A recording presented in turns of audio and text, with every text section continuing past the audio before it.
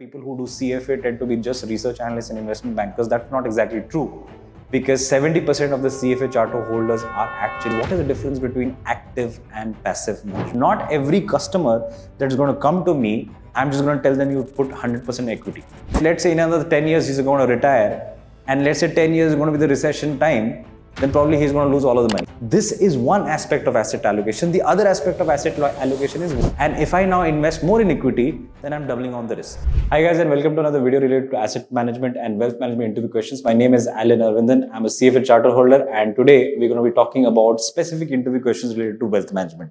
So before proceeding further, if you do like the content that we prepare, then please do like the video and share it with your friends so that more and more students can get prepared for the interviews, right? And specifically coming now for asset and wealth management, right?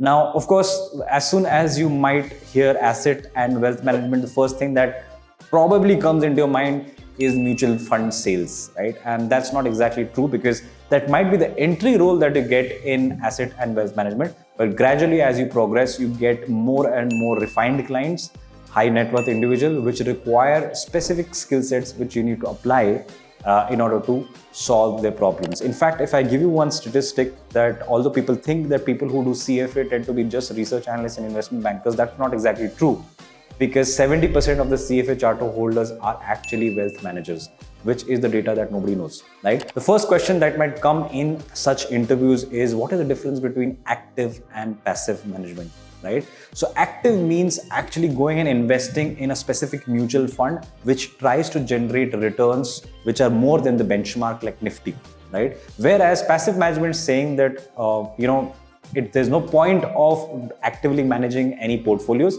so rather invest in Nifty 50, right? That brings us to the next question, which is, what is efficient market hypothesis? Because the second question is related to the first question. Because if we believe that there is the information with everyone is same and nobody has any advantage in terms of research, then what we are saying is that the markets are already efficient, and no matter how actively you manage or pick up stocks, you're going to make the same returns, and in the longer run you will not be able to beat the market, right?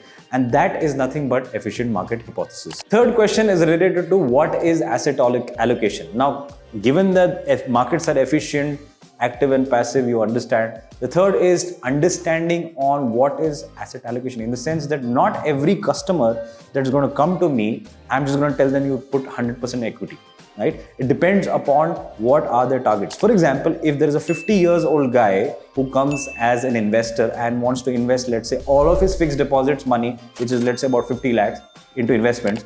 If I tell him equity, and if, let's say, in another 10 years he's going to retire, and let's say 10 years is going to be the recession time, then probably he's going to lose all of the money, right? So 50 years old guy probably needs to be advised more on bonds. And which bonds? Not corporate bonds. You have to invest more on government bonds, right? Similarly, if there's a young guy who is at 21 and has just started to work, the maximum capital that he actually has is not financial capital, but he has a lot of time, right? So he has almost close to 40 years to retire. So he can take a lot of cycles of risk, and hence equity would be more suggested for him.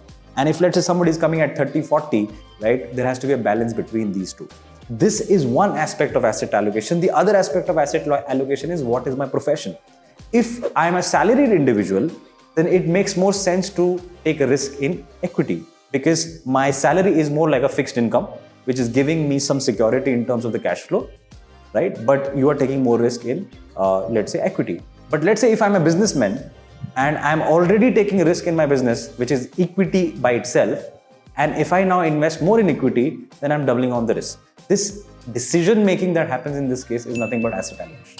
In the last question, I spoke about asset allocation, which brings us to the fact that what are the key elements which have to be a part of a financial plan, right? And the first aspect is that all of this is getting recorded in something called investor policy statement, right? It's called the IPS. So IPS gets created, in which in detail we actually write down what is the investor's objective finally, right? It can be different. For example, somebody is saving for, let's say, buying a house, right? So that is one of the objectives. Second is along the way, the person also wants to get married.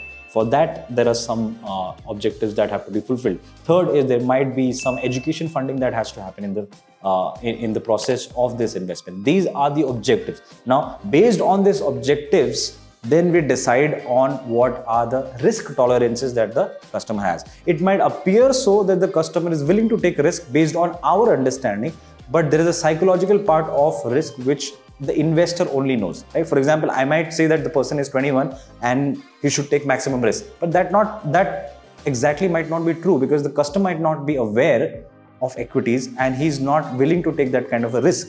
If that mismatch happens, then any which ways the customer will exit the investments, and that's not good for the entire investment policy statement, right? And after that is when we come for asset allocation. So these are the three aspects of the key financial plan. Okay, the last question is related to what is the fiduciary duty of a wealth manager in this entire process. And believe it or not, this is very important. That's the reason why courses like CFA have this in all the three levels. You've got ethics in all the three levels, and the major conflict of interest that is there is I am running on higher information about all of my clients, which means that if my one client has a higher portfolio and the other client has a smaller portfolio, whom will I give more preference to? And according to fiduciary duty, my priority of transaction is going to be according to the general recommendations. It is not going to be based on my personal bias towards one specific investor.